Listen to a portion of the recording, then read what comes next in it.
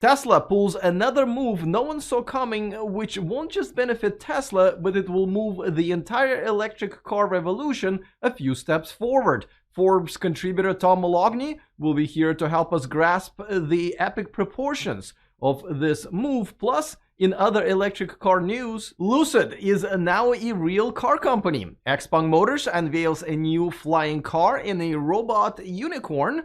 GM's CEO showcases how out of touch with reality she really is, and Toyota releases Tesla-like details about its upcoming EV. All of this is coming up next. Welcome to E4 Electric. Don't forget to click on that subscribe button and the bell notification icon so you don't miss anything moving forward. Before we get to our top story, a quick announcement that it is official. Yours truly will be hosting the Zivas, the Los Angeles Auto Show Zero Emission Vehicle Awards event. Finalists have been announced and the voting will start on Monday. Let's see if I can still fit into that pre-COVID tailored suit. Let's get to our top story. And even though Tesla had a pretty big year already with huge achievements and milestones, but what happened this week could just be the biggest thing Tesla did, not only for itself, but for the entire electric car revolution in 2021. Tesla has just got an order from Hertz, you know, the car rental company that reminds you that your car keys should always outweigh your cell phone. Well, they placed an order for 100,000 Model 3 electric sedans. That's 20% of Hertz's entire global fleet, about 10% of Tesla's current entire production output, and about 100% of current annoyed Model 3 reservation holders trying to figure out if they need to sell their current car by the tax day or wait until their kids go to summer camp. It's a bit of a wait, is what I'm saying. And that wait is not going to get any shorter because these cars will start being delivered to Hertz almost right away, and the entire order will be fulfilled by the end of the next year. This ties the record of the largest EV order with Amazon, placing a 100,000 Rivian delivery van order a couple of years ago. The only difference between the two, though, is that Hertz's CEO does not bully their supplier on Twitter with "where's my stuff" posts. It also answers a question: how else can I make already long and tedious trip even longer after some airport traffic, flight delays, getting lost at the wrong terminal? Well, you can add an additional half an hour to all of that. Trying to figure out why does your rental car have no side mirror switches, instrumental panel, or the air conditioning vents. And of course, we're looking forward to many upcoming sequences to this awesome video.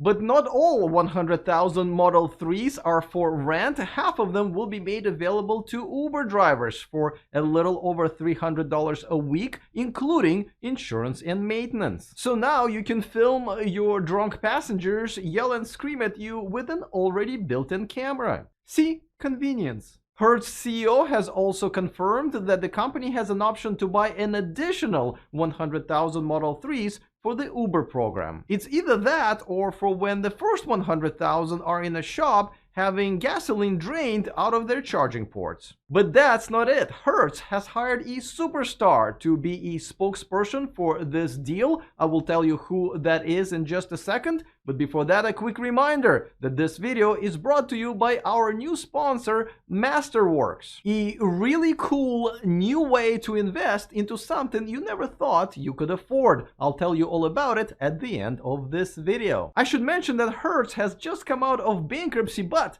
that did not stop them from spending reportedly $4.2 billion on this order, and that's not even it. They still had some of that sweet post-bankruptcy money left to hire the football superstar Tom Brady to star in their upcoming commercials promoting the Tesla fleet. Now, for those of my viewers who are watching me from outside of the United States, see, football is a sport, I've been told, where players don't really use feet or a ball to play the game, and the sport where they do is called soccer.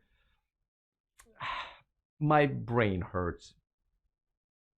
Oh, look, a pun. Oh, and by the way, if you think Hertz got a discount for placing a multi-billion-dollar order, well, you'd be wrong. Elon Musk has confirmed that apparently discounts are for losers. And the Uber drivers will not have access to the full self-driving package because, running into a fire truck can really lower your driver rating. Hertz's stock rose 10% following the announcement, where Tesla's stock went up by 13 points, making Tesla one of 5 US companies with valuations over $1 trillion.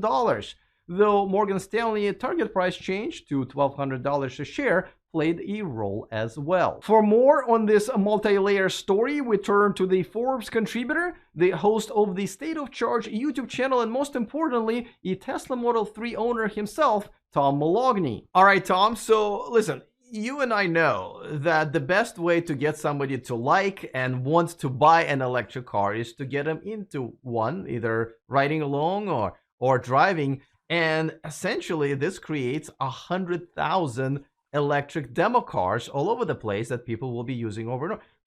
Could this be the best thing that happened to electric car adoption this year?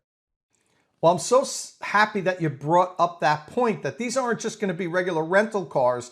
The people are going to rent them that wouldn't have needed a rental car just so they can get an extended test drive. And we always talk about butts in seats, where if you really want to experience electric drive, you have to go experience it. People can't just explain it to you. So in that regard, yeah, it's going to expose electric vehicles to a lot of people, give people an opportunity to drive them, and that's going to increase sales, not just of Teslas, but of all electric vehicles, I believe. Now, this news, along with Morgan Stanley news, kind of pushed the Tesla stock to over $1 trillion valuation, and one of the 5 companies to get there, the only auto manufacturer to get there. But explain to me why they were going to sell this 100,000 cars for that price anyway. So why did investors get so excited about it? Tesla stock's been an enigma, I think, for everyone. It's not based on any real financial analysis. It's based on optimism and, the future. And this, I think, just solidifies that, hey, they're mainstream now if they can get a purchase order for such large amount of vehicles like that. But getting back to the demand and supply issue, it's good to have extra demand, Alex. And with the new factories coming online, I think that they'll be able to produce as many cars as they need. So I don't see that as a problem at all.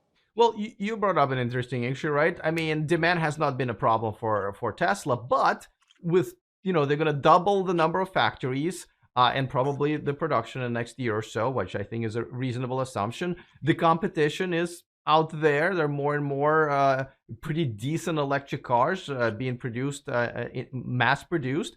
Could it be that Tesla may have a demand problem in another year or two? And if so, what are they going to do about it?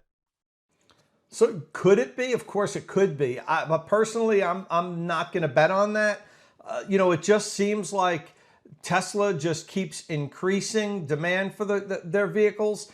More and more people are getting on the Tesla bandwagon. Well, more and more people are just buying electric cars in general, but Tesla's the industry leader right now. So I don't foresee that issue coming for a long time down the road, particularly for the 3 and the Y, Alex, because I think they're positioned really well in their segments. And I think that they're going to be able to sell as many of them as they can make for quite some time now.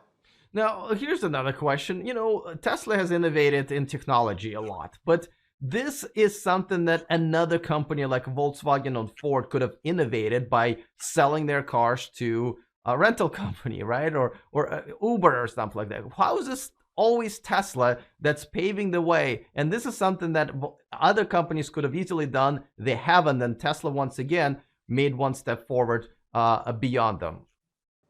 Sure. So, of course, Volkswagen and Ford would love to sell 100,000 of their electric vehicles to any rental car agency, but I guess they're not being asked to. Hertz went out and sought Tesla and said, look, those are the vehicles we want. And there's a reason for that. Look on, car sharing sites like Turo.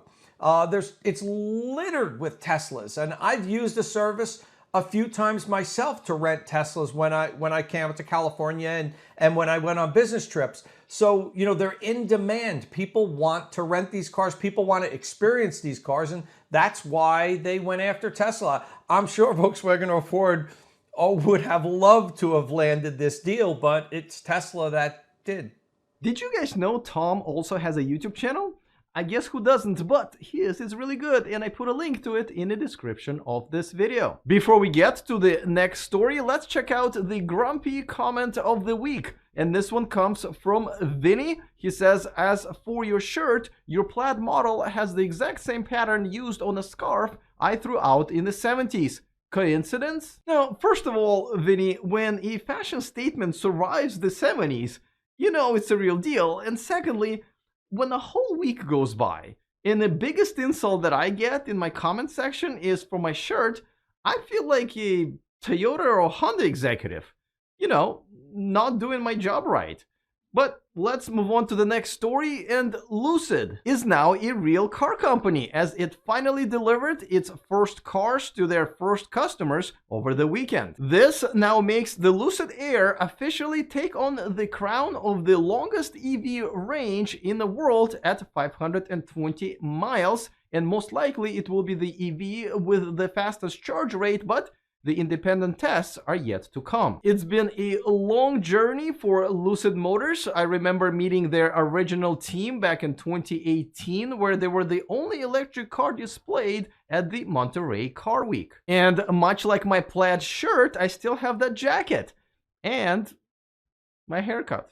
And very cool that they have actually stuck with most of their original design. Peter Rawlinson, the CEO of Lucid, has resurrected this startup over the last 3 years. He's also credited for bringing the original Tesla Model S to market as then chief engineer back in 2012 when I became one of the first customers. But this is just the beginning of a long journey that Lucid will have to travel trying to ramp up production, provide service, navigate technical issues, and so many upcoming challenges. Another EV startup, Rivian, has started deliveries a couple of weeks ago, but so far has reportedly only delivered 42 of their electric trucks and had a minor fire at the factory with one of the battery modules catching on fire. Wow, the whole starting your own car company thing looks much harder than I thought. XPeng Motors had a big tech day earlier this week, unveiling its latest self-driving software, XPilot 4.0, and China's first 800-volt X-Power superchargers that will be able to deliver over 100 miles of charge in just 5 minutes. Now, forget about cars and chargers for a second. Let's talk about birds and unicorns, because XPeng got both. XPeng unveiled their 6th-generation flying car prototype, which is currently scheduled to go on sale in 2024 and should cost at around $150,000. Notice that this is not a VTOL, but an actual car that has retractable propellers. It should have enough power for about a 30-minute trip through the air. Back on Earth, XPeng has unveiled its Smart Unicorn robot. I mean, it's no Tesla robot that can dance, but you can ride this one. And if you are a current cat owner, don't worry. I am sure this one will have a setting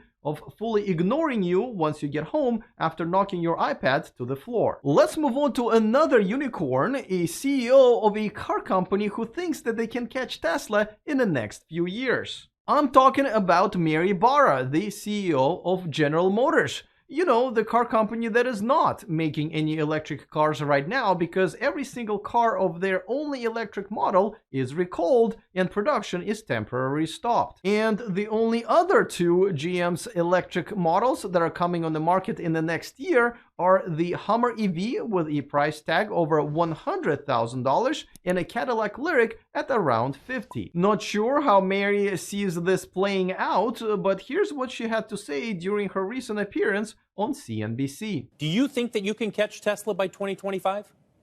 Absolutely, Phil. When we look at the portfolio we have, not only the Hummer and the Lyric, but Mark Royce talked about that we're going to have a Equinox-like size product that's going to be at around $30,000. We have the Silverado E coming, a GMC product after that.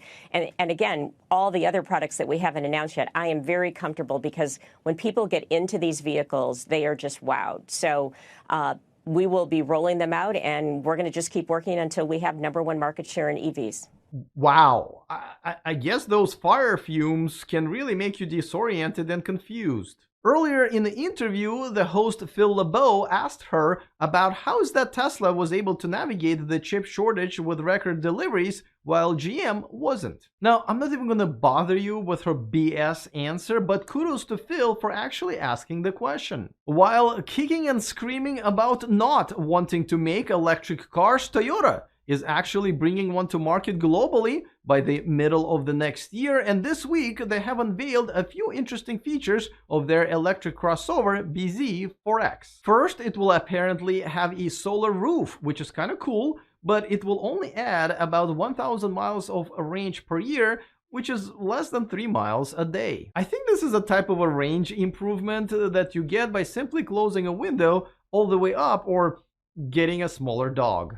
The second feature we've learned about was the vehicle-to-home capability, which actually is pretty useful on many occasions, but Toyota has kept all of the actual numbers off of their press release. But the most exciting thing that was unveiled was that the actual yoke will be an option and will go in production. But unlike the one in the Tesla Model S and X cars, Toyota's yoke will employ a steer-by-wire system where there is no mechanical connection between the steering wheel and the tires. So the yoke will only need to be turned up to 150 degrees from side to side, and the driver won't need to remove his or her hands off of it while turning. This will eliminate the need to change grips when steering, which has been Tesla yoke's biggest criticism. Oh look, Toyota did something right.